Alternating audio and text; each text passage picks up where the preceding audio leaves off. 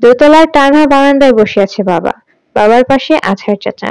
বারান্দার চেয়ারগুলো এমন ভাবে পাতা যে মুখোমুখি বসার উপায় নেই। দুজন পাশাপাশি বসে আছেন। কথা বলার সময় আছাড় চাচা বাবার দিকে তাকাচ্ছেন, হাত পা নাড়াচ্ছেন।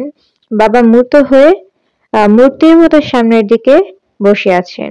ঠোঁট নাড়া দেখে আলাপের বিষয়বস্তু বোঝা যাচ্ছে না, তবে আছাড় চাচার মুখ ভর্তি হাসি দেখে মনে হয় দারুণ মজার কোনো কথা বুঝছে। বাবাকে দেখে মনে হচ্ছে তিনি বিরক্তির শেষ সীমায় পৌঁছে গেছেন। যে কোনো মুহূর্তে লাফ দিয়ে উঠে দাঁড়াবেন, সামনের বেতের গোল টেবিলটা লাথি দিয়ে ফেলে দেবেন।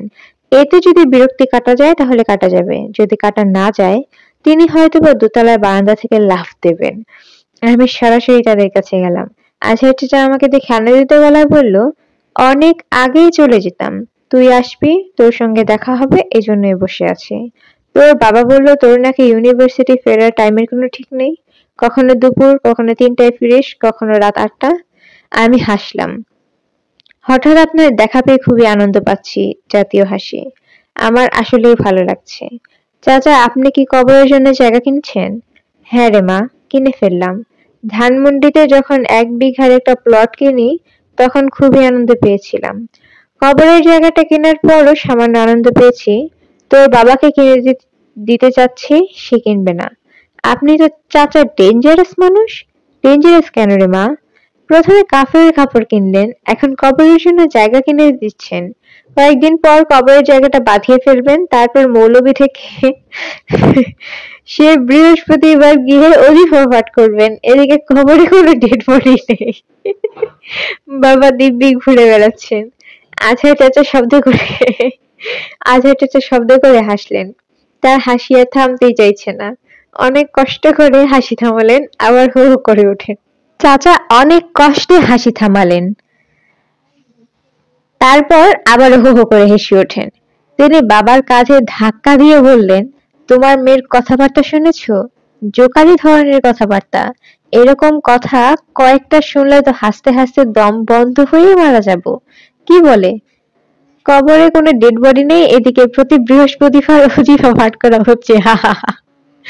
বাবা বিরক্ত চোখে আমার দিকে তাকালেন, চোখের ভাষায় বলার চেষ্টা করলেন, তুমি কেন বুঝতে পারছো না আমি এই লোকটার সঙ্গ পছন্দ করছি না? কেন তুমি তারপরেও মানুষটাকে প্রশ্রয় দিচ্ছ? তার সঙ্গে রসিকতা করার কোনো দরকার নেই। আজহার চাচা বললেন, মৃন্ময়ী মা, আমার ছেলেটাকে আজ জোর করে নিয়ে এসেছি। ছোটবেলায় কত এসেছে, এখন আর আসতে চায় না। তার কথা নিশ্চয়ই তোমার মনে আছে। ডাকনাম শুভ। তোমাদের বসার ঘরে সে একা একা বসে আছে। চাটা কিছু খাবে কিনা একটু জিজ্ঞেস করিস তো। সে লাজুক ছেলে, মুখ ফুটে কিছুই চাইবে না। একে নিয়ে বিরাট এক বিপদে পড়েছি। তাকে এমন কোনো মেয়ের হাতে তুলে দিতে হবে যে তার নাকে দড়ি দিয়ে কিনি আঙ্গুলে বেঁধে রাখবে। আমি বাবার দিকে তাকালাম। বাবা হতাশ দৃষ্টি দিয়ে ইশারায় বলার চেষ্টা করলেন, খবরদার ওইদিকে যাবি না। তার মনে ক্ষীণ সন্দেহ হলো। হতাশ দৃষ্টিটাকে আমি বুঝতে পেরেছি। সে কারণেই হয়তো আজহার চাচার দিকে তাকিয়ে বললেন, তোমার ছেলে কি মেয়েদের সঙ্গে কথা বলে? সে শুনেছি কঠিন ধর্ম পালন করে। আজহার চাচা আন্তরিক ভঙ্গিতে বললেন, মৃন্ময়ী মা তো বাইরের কেউ না, তার সঙ্গে কথা বলে দোষ নেই। বাবা গম্ভীর গলায় বললেন, একটা ছেলে একটা মেয়ের সঙ্গে কথা বলবে, তার জন্য যদি দোষ গুণ বিচার করতে হয় তাহলে কথা না বলাই উচিত। মৃন্ময়ী, তোর যাবার দরকার নেই। তোকে দেখে বেচারা হয়তো অস্বস্তিতে পড়বেন। কি দরকার? তোকে দেখে মনে হচ্ছে তুই খুব টায়ার্ড। তুই একটা হট শাওয়ার নে, নাস্তা খেয়ে রেস্ট নে।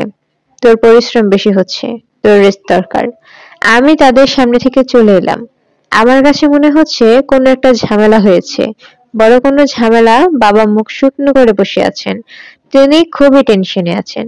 আজহার চাচা তার ছেলে শুভকে নিয়ে বেড়াতে এসেছেন। এটাই কি টেনশনের কারণ? তিনি কিছুতেই চাচ্ছেন না আমি আজহার চাচার ছেলের সামনে যাই। বাবা যেখানে বসেছেন আমার ঘর তার থেকে অনেক দূরে। বাবা আজহার চাচার সঙ্গে কি কথা বলছেন কিছুই শুনতে পাচ্ছি না, তবে একটু পর পর আজহার চাচার হাসির শব্দ শুনতে পাচ্ছি। আজহার চাচা আজ খুব আনন্দে আছেন। বাবার ঘর অন্ধকার। এই ঘরে বড় বড় জানালা আছে। জানালায় ভারী পর্দা টানা থাকে বলে ঘর অন্ধকার হয়ে থাকে। বসার ঘরে কেউ বসলে বাতি জ্বালিয়ে দেওয়া হয়। আজ বাতি জ্বালানো হয়নি। আজহার চাচার ছেলে শুভ ঘরের এক কোণায় জড়সড় হয়ে বসে আছে। তাকে দেখে মনে হচ্ছে সে সামান্য ভীত, যেন ডেন্টিস্টের কাছে এসেছে। কিছুক্ষণের মধ্যেই তার ডাক পড়বে। আমাকে দেখে সে অতি ব্যস্ত ভঙ্গিতে উঠে দাঁড়ালো, যেন আমি ডেন্টিস্টের অ্যাসিস্ট্যান্ট। তাকে বলতে এসেছি, আসুন, আপনার ডাক পড়েছে। আমি বললাম, আপনি আজহার চাচার ছেলে শুভ? ছেলেটা মেঝের দিকে তাকিয়ে মাথা নাড়ল। দাঁড়িয়ে আছেন কেন? বসুন। ছেলেটা সঙ্গে সঙ্গে বসে পড়ল। আপনি কি কিছু খাবেন? চা, কফি কিংবা ঠান্ডা কিছু? ছেলেটা নাসূচক মাথা নাড়ল। আমি ঘরে ঢোকার পর থেকে সে একবারও আমার দিকে তাকায়নি। অথচ এই ছেলেই নাকি ছোটবেলায় আমাকে বিয়ে করার জন্য ব্যস্ত ছিল। আপনি একা একা বসে আছেন? আপনার খারাপ লাগছে না? না। আমি সামান্য চমকালাম। ছেলেটার গলার স্বর অস্বাভাবিক সুন্দর, বিষাদময়। প্রকৃতি কোনো মানুষকে পুরোপুরি নিঃস্ব করে পাঠায় না, কিছু না দিয়ে পাঠায় না, কিছু একটা দিয়ে পাঠান। একে হয়তো অপূর্ব কণ্ঠস্বর দিয়ে পাঠিয়েছেন, কিংবা ছেলেটার কণ্ঠস্বর সুন্দর, এটা আমার কল্পনাও হতে পারে। বেচারা একা একা অন্ধকারে চুপচাপ বসে আছে দেখে আমার মনে হয়তো তার সম্পর্কে একটা করুণা তৈরি হয়েছে। করুণার কারণেই মনে হচ্ছে ছেলেটার গলার কণ্ঠস্বর সুন্দর। শুধুমাত্র একটি শব্দ না শুনে বলা যায় না কারোর গলার স্বর সুন্দর বা অসুন্দর। আমি নিশ্চিত হওয়ার জন্য বললাম, আপনি মেঝের দিকে তাকিয়ে আছেন কেন? লজ্জা লাগছে? ছেলেটি হ্যাঁ সূচক মাথা নাড়ল। আমার নিজের উপরে রাগ লাগছে। আমি ঠিকমতো প্রশ্ন করতে পারছি না। এমন ভাবে প্রশ্ন করছি যে সে হ্যাঁ না বলে জবাব দিয়ে ফেলতে পারছে। আমার প্রশ্নগুলি এমন হওয়া উচিত যেন সে উত্তর দিতে কথা বলতে হয়। আপনি কি নিজের বাড়িতেও এরকম চুপচাপ বসে থাকেন? ছেলেটি আবারও হ্যাঁ সূচক মাথা নাড়ল। আবারও ভুল প্রশ্ন করেছি। বসে বসে সময় কাটিয়ে দিচ্ছেন? হ্যাঁ সূচক মাথা নাড়া। আমি তো দেখি ভালোই বিপদে পড়েছি। যে প্রশ্ন করছি সে মাথা নেড়ে নেড়ে পার করে দিচ্ছে। আমি যে একের পর এক প্রশ্ন করে যাচ্ছি, আপনার কি খারাপ লাগছে? ছেলেটি না সূচক মাথা নাড়ল। আমি হতাশ হয়ে বললাম, কিছু মনে করবেন না। আমি যে প্রশ্নই করছি আপনি মাথা নেড়ে জবাব দিয়ে দিচ্ছেন। আমি আপনার গলার স্বর শুনতে চাই। এইবার আমি যে প্রশ্ন করব তার জবাব দয়া করে বলে দেবেন। লম্বা একটা সেন্টেন্স বলবেন। একটা লম্বা সেন্টেন্সের জবাব দিলে আমার আর প্রশ্ন করে আপনাকে বিরক্ত করব না। প্রশ্নটা হচ্ছে, আমি মায়ের কাছে শুনেছি ছোটবেলায় আপনি নাকি আমাকে বিয়ে করার জন্য ব্যস্ত ছিলেন। সেই ঘটনা কি আপনার মনে আছে? ছেলেটা ছোট্ট নিঃশ্বাস ফেলে বলল, মনে আছে। তখন খুব বোকা ছিলাম, এখনো বোকা। যে বোকা সে কিন্তু বুঝতে পারে না যে সে বোকা। আমি বুঝতে পারি। আপনাকে কি এর আগে কেউ বলেছে যে আপনার গলার স্বর অস্বাভাবিক সুন্দর? হ্যাঁ বলেছে। একজন মাওলানা সাহেব ছিলেন, তিনি আমাকে কেরাত শেখাতেন। উনি বলেছেন। আর কেউ বলেননি? আপনি বলছেন। ও হ্যাঁ, আমি তো একটু আগে বললাম। আচ্ছা যাই, আপনি আপনার মতো বসে থাকুন। রাত 11টার দিকে কাউসার স্যার টেলিফোন করলেন। খুব সহজ গলায় বললেন, মৃন্ময়ী ভালো আছো? বললাম, জি স্যার ভালো। আমার টেলিফোন নাম্বার পেলেন কোথায়? জোগাড় করেছি। কিভাবে জোগাড় করেছি সেই ইতিহাস বলে সময় নষ্ট করার প্রয়োজন দেখছি না। তুমি সত্যি ভালো আছো? জি ভালো। হঠাৎ করে চলে গেলে? আমি দুশ্চিন্তায় পড়ে গিয়েছিলাম। রাগ করেননি তো স্যার? আপনার কাছ থেকে বিদায় নিয়ে আসা উচিত ছিল। উচিত অনুচিত বিচার করে তো মানুষ সবসময় কাজ করতে পারে না। তোমার সেই মুহূর্তে চলে যেতে ইচ্ছে করেছে, তুমি চলে গিয়েছো। ভালো করেছো। আপনার কাছে তো টাকা ছিল না। ফুচকাওয়ালাকে কি বললেন? ওইটা কোনো সমস্যা হয়নি। যে ছেলেটি তোমাকে ফলো করে তার নাম কি? নাম জানি না। জিজ্ঞেস করনি? না জিজ্ঞেস করিনি। ছেলেটা কে? কি করে? ঠিক জানি না। তার সঙ্গে তোমার কি কথা হয়েছে? স্যার, আমার কথা বলতে ইচ্ছে করছে না। মৃন্ময়ী, তুমি কোনো সমস্যায় পড়লে আমাকে বলবে। আমাকে বলতে পারো, কারণ আমি খুব ভালো কাউন্সিলর। সব সমস্যার সমাধান কি আপনার কাছে আছে? সমস্যা থাকলে সমাধান থাকবেই। সমস্যা আছে অথচ সমাধান নেই, এরকম হতে পারে। তবে সমাধান আছে অথচ সমস্যা নেই, তা কি হয়? না, তা হয় না। তোমাদের ওদিকে বৃষ্টি হচ্ছে না? আমি বৃষ্টির শব্দ শুনছি। বৃষ্টি হচ্ছে না।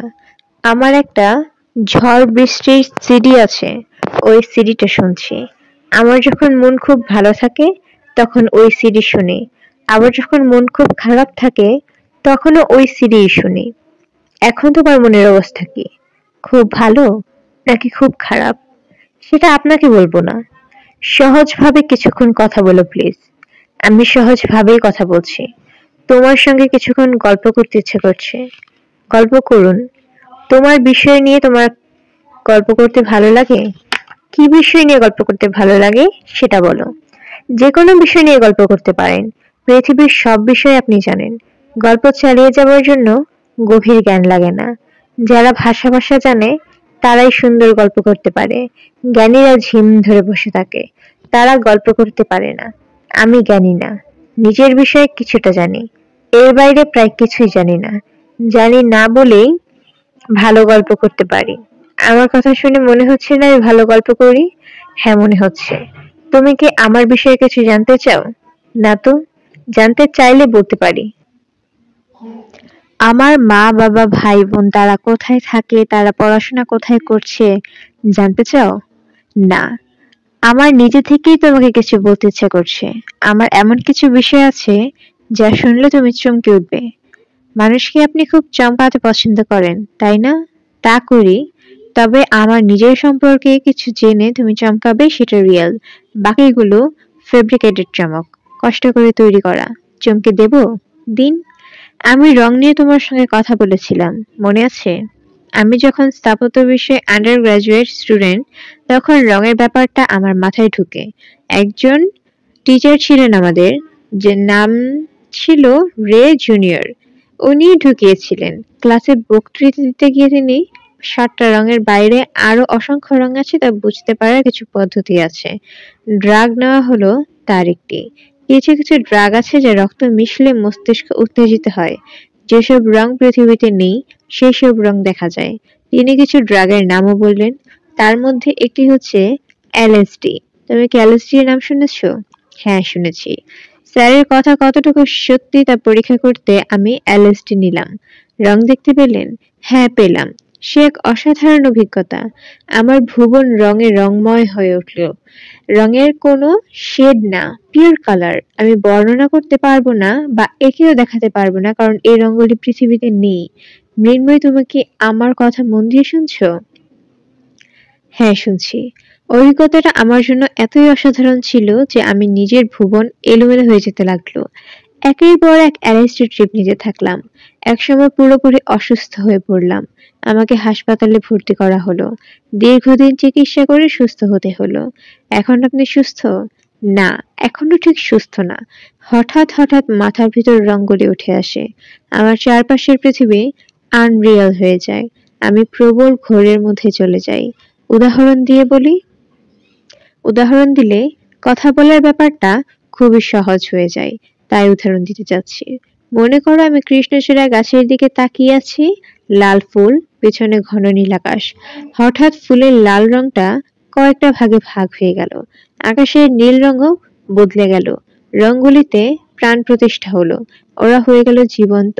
ওরা নিঃশ্বাস নিচ্ছে, নিঃশ্বাস ফেলছে, ছটফট করছে, কখনো কাঁদছে, কখনো রং হাসছে। বুঝতে পারছো কি বলছি? মনে হয় পারছি। এই ব্যাপারগুলি ঘটে যখন খুব পছন্দের কেউ আশেপাশে থাকে। Sentimental friend type. আমি যখন ফুচকা খাচ্ছিলাম তুমি ছেলেটার সঙ্গে গল্প করতে গেলে, আমি তাকালাম কৃষ্ণচূড়ার ফুলের দিকে, তখন ব্যাপারটা ঘটলো। সবকিছু এলোমেলো হয়ে যায়। আপনি কি এখনো এলএসডি নেন? না, এখন আর নেওয়ার দরকার পড়ে না। আপনার কাছে কি এলএসডি আছে? হ্যাঁ আছে। কেন, তুমি কি একটা এলএসডি ট্রিপ নিয়ে দেখতে চাচ্ছ? রং ব্যাপারটা আসলে কি? আমি বললাম, ঠিক বুঝতে পারছি না। অভিজ্ঞতার জন্য একবার নিয়ে দেখতে পারো, তবে না নেওয়াই ভালো। রঙের আসল রূপ দেখে ফেললে সাধারণ পৃথিবীর রং আর ভালো লাগবে না। পৃথিবীটাকে তখন খুবই পানসে মনে হবে। প্রায় মনে হবে ধুর ছাই। এ পৃথিবীতে থেকে কি করব? যারা এলএসডি নেয় তাদের মধ্যে আত্মহত্যার প্রবণতা এই কারণে খুব বেশি। অনেকক্ষণ তোমার সঙ্গে কথা বললাম। ঘুমাও। এই বলেই স্যার খট করে টেলিফোন নামিয়ে রাখলেন। তার প্রায় সঙ্গে সঙ্গেই মা ঘরে ঢুকলেন। মায়ের হাতে চায়ের বিরাট মগ। রাতে ঘুমোতে যাওয়ার আগে তিনি প্রায় 1 বালতি গ্রিন টি খান। তার ডায়েটিশিয়ান বান্ধবী তাকে বলেছেন ঘুমোতে যাওয়ার আগে প্রচুর গ্রিন টি খেতে। গ্রিন টিতে আছে অ্যান্টিঅক্সিডেন্ট এবং ন্যাচারাল ভিটামিন ই। মা হাসি মুখে খাটে বসতে বসতে বললেন, তোর কি শুভর সঙ্গে দেখা হয়েছে? আমি কোনো জবাব দিলাম না। মা এসে বলল, আমার দেখা হয়েছে, আমি কথা বলেছি। আমাকে দেখে ঝাঁপ দিয়ে এসে কদমবুচি করে ফেললো। আমি বললাম, কেমন আছো? সে অন্যদিকে তাকিয়ে বলল, ভালো। এরপর বেশ কিছু সময় তাকিয়েছিলাম। অনেক কথা বলেছি, সে জবাবও দিয়েছে। একবারও আমার দিকে তাকায়নি। এইসব কথা আমাকে শোনাচ্ছ কেন? মজার ঘটনার জন্য শোনাচ্ছি। তারপর আমি কি বললাম? পড়াশোনা কি করেছো? সে বলল, বিএ পরীক্ষা দিয়েছি, পাশ করতে পারবো না। আমি বললাম, প্রথমবার দিলে? জি বলল, না, আগেও 2বার দিয়েছি। মা শরীর দুলিয়ে হাসতে লাগলেন। আমি বললাম, হাসির কিছু হয়নি মা, সে সত্যি কথা বলছে, লুকায়নি। কেউ সত্যি কথা বললে তাকে নিয়ে হাসাহাসি করা উচিত না। মা চোখ বড় বড় করে বললেন, তুই রেগে যাচ্ছিস কেন? এখনো তো ছেলেটার সঙ্গে তোর বিয়ের দলিল রেজিস্ট্রি হয়নি, আগে হোক তারপর রাগ করিস। আমি বললাম, এসব কি বলছো তুমি? মা চায়ের চুমুক দিতে দিতে বলল, তোর সঙ্গে ঠাট্টা করলাম। ঠাট্টাও করতে পারবো না? এই ঠাট্টাটা আমার ভালো লাগছে না। ভালো তো করার হয় ভালো না লাগার জন্যই। ঠাট্টা করা হয় ভালো লাগার জন্য। ঠাট্টা শুনে তুই যদি মজা পাস তাহলে ওইটা আর ঠাট্টা থাকে না, সেটা হয়ে যায় রসিকতা। ঠিক আছে মা, ঠাট্টা করো। মা উঠে দাঁড়াতে দাঁড়াতে বলল, তুই কিন্তু এলএসডি ট্যাবলেট আমাকেও দিবি, আমি খেয়ে দেখবো রঙের ব্যাপারটা কি। আয়, আমরা মা মেয়ে দুজন একসঙ্গেই খাই। আমি মার দিকে তাকে অবাক হয়ে রইলাম। মা বললেন, টেলিফোনের প্যারালাল কানেকশন তো, তুই যখন কারোর সঙ্গে কথা বলিস তখন মাঝে মাঝে আমি শুনি, যেন টেলিফোনে লুকিয়ে কথা শোনা কোনো ব্যাপার না। এমন ভঙ্গিতে মা ঘর থেকে বের হয়ে গেলেন। প্রায় সঙ্গে সঙ্গে ঘরে ঢুকে বললেন, তোকে তো আসল কথাই বলা হয়নি, নকল কথা নিয়ে ছুটোছুটি করছে। তোর আজহার চাচা তার ছেলের বিয়ের তারিখ ঠিক করতে এসেছেন। তোর বাবাকে বললেন, খুব খুশি। তার হাসি শুনতে পাচ্ছিলি না? তোর জন্য বিশাল এক গিফট প্যাকেট এনেছে। এখন খুলবি না পরে খুলবি? আমি মার দিকে তাকিয়ে আছি। মা গ্রিন টির মুখে চুমুক দিচ্ছেন। তাকে দেখে মনে হচ্ছে চাটা খেয়ে তিনি খুবই তৃপ্তি পাচ্ছেন। বারান্দার সিঁড়িতে নামতে নামতে ভাইয়ার সঙ্গে দেখা হয়ে গেল। মৃ, তোর সঙ্গে জরুরি কথা আছে। এখানেই বলবি না ঘরে যেতে হবে? ঘরে আয়। কথা যা বলার 1 মিনিটের মধ্যে বলে শেষ করতে হবে। আমার আজও ক্লাসে দেরি হয়ে গেছে। তাহলে এখানেই বলি, বলো। ভাইয়া ইতস্তত করতে লাগলেন। আমি খুবই অবাক হয়ে বললাম, এমন কি কথা যা বলতে ভাইয়া ইতস্তত বোধ করছে? আমি ধমকের মতো বললাম, বলো তো কি বলবে? আমাকে কিছু টাকা দিতে পারবে? আমি হ্যান্ডব্যাগ খুলতে খুলতে বললাম, অবশ্যই পারবো। বলো কত? 500 টাকায় হবে? 500 টাকায় হবে না, অনেক বেশি টাকা লাগবে। কারো কাছ থেকে জোগাড় করে দিতে পারবি? অবশ্যই পারবো, বাবার কাছ থেকে এনে দেব। টাকাটা যে আমার দরকার এটা জানলে বাবা দেবেন না। বাবাকে বলবো না। এখন দয়া করে বলো কত টাকা? 60,000 টাকা। আমি অবাক হলাম। 60,000 টাকা? এত টাকা? ভাইয়া নিচু গলায় বলল, হ্যাঁ, বিকাল 4টার আগে টাকাটা লাগবে। মৃ পারবে? না পারার তো কোনো কারণ দেখি না। বিকেল 4টার আগেই আমার টাকাটা দরকার। মৃন্ময়ী বলল, ভাইয়া আমি কি জানতে পারি বিকেল 4টার আগে এতগুলি টাকা দিয়ে তুমি কি করবে? ভাইয়া চুপ করে রইল। পরে বলি, এখন বলতে ইচ্ছা করছে না। তুমি না বলতে চাইলে বলো না, বলতে হবে না। Thank you. আমি গাড়িতে উঠেই মোবাইল ফোনে বাবাকে ফোন করলাম। 60,000 টাকা বাবার জন্য কোনো ঘটনাই না। বাবা টেলিফোন ধরলেন, কিছুটা অবাক হয়ে বললেন, মা, ব্যাপার কি? কোনো ব্যাপার না বাবা, আমার কিছু টাকা দরকার। কখন দরকার? আমি ইউনিভার্সিটি থেকে ফিরবো 1টার সময়, তখনই দরকার।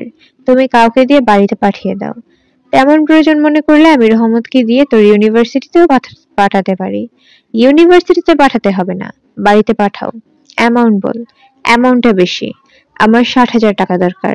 60,000। হঠাৎ এত টাকা? কি জন্য দরকার বলতো? সেটা এখন বলতে পারবো না। 60,000 টাকা কি তোমার জন্য দেয়া খুব সমস্যার? না, সমস্যা না। বাবা টাকাটা অবশ্যই 4টার মধ্যে পাঠাবে।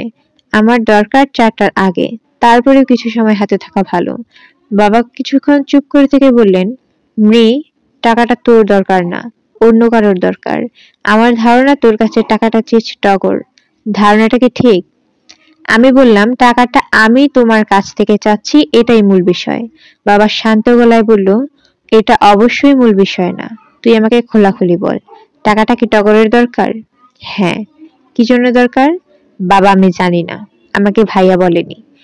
ঠিক আছে, আমি টেলিফোন করে টগরের কাছ থেকে জেনে নিচ্ছি। তুমি অবশ্যই ভাইয়াকে টেলিফোন করবে না। ব্যাপারটা সে তোমাকে জানাতে চাচ্ছে না। কেন জানাতে চাচ্ছে না? সে তোমাকে ভয় পায়। পুরো ব্যাপারটায় ফিসি কিছু আছে। ফিসি কোনো ব্যাপারই আমার পছন্দ না। মৃন্ময়ীমা শোন, এই টাকাটা আমি দেব না। আমি খুবই বিস্মিত হয়ে বললাম, তুমি দেবে না? বাবা শান্ত ভঙ্গিতে বললেন, না, টগরকে আমার কাছে আসতে হবে, ওকে এক্সপ্লেইন করতে হবে। না দিলে দিও না, কিন্তু ভাইয়াকে এ বিষয়ে দয়া করে কিছু জিজ্ঞেস করবে না। আচ্ছা, জিজ্ঞেস করব না। বাবা টেলিফোন রেখে দিলেন। আমি একটা ধাক্কার মতো খেলাম। বাবা অতি বুদ্ধিমান একজন মানুষ। বুদ্ধিমান মানুষ কখনো তার প্রিয়জনদের সঙ্গে এরকম রূঢ় আচরণ করে না। আমি একটা ছোট্ট ভুল করেছি। আমার বলা উচিত ছিল, টাকাটা আমার নিজের ব্যক্তিগত কোনো কারণে দরকার। কারণটা এখন ব্যাখ্যা করতে পারছি না, পরে ব্যাখ্যা করব। মিথ্যা বলা হতো, আমি নিজে মিথ্যা বলার জন্য নিজের কাছেই ছোট হয়ে থাকতাম। কিন্তু বেচারা ভাইয়ের উদ্ধার পেত। সে নিশ্চয়ই বড় ধরনের কোনো সমস্যায় পড়েছে। মোবাইল ফোন বাজছে, বাবা টেলিফোন করেছে। ফোন সেটে তার নাম্বার ভাসছে। প্রচন্ড রাগ লাগছে, টেলিফোন ধরতে ইচ্ছে করছে না। এই অভদ্রতাটা কি করা ঠিক হবে? হয়তো বাবা টেলিফোন করছে সরি বলার জন্য, হয়তো তিনি মত বদলেছেন, রহমত চাচাকে দিয়ে টাকা পাঠাচ্ছেন। মানুষের ভেতর সবসময় জোয়ার ভাটার খেলা চলে। এই রাগ, এই ভালোবাসা, এই মেঘ, এই রৌদ্র। মৃন্ময়ী, হ্যাঁ বাবা, তুই কি এখনো পথে? হ্যাঁ, জ্যামে আটকে পড়েছি। ক্লাসে দেরি হয়ে গেল না? রোজই হচ্ছে। তুমি কি বলার জন্য টেলিফোন করেছো সেটা বলো। মৃন্ময়ী শোন, তুই মনে হয় আমার উপর রাগ করছিস। পুরো ব্যাপারটা তোকে ঠান্ডা মাথায় দেখতে হবে। বাবা, আমার মাথা এখন মোটেই ঠান্ডা না। কাজেই ঠান্ডা মাথায় আমি কিছুই চিন্তা করতে পারছি না। পরে তোমার সঙ্গে এই বিষয় নিয়ে আলোচনা করি। আলোচনার কিছু নেই।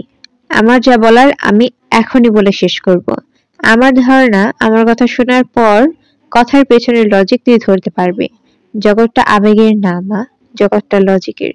পৃথিবীতে যে সূর্যের চারিদিকে ঘুরছে, কোনো আবেগে তো ঘুরছে না, লজিকে ঘুরছে।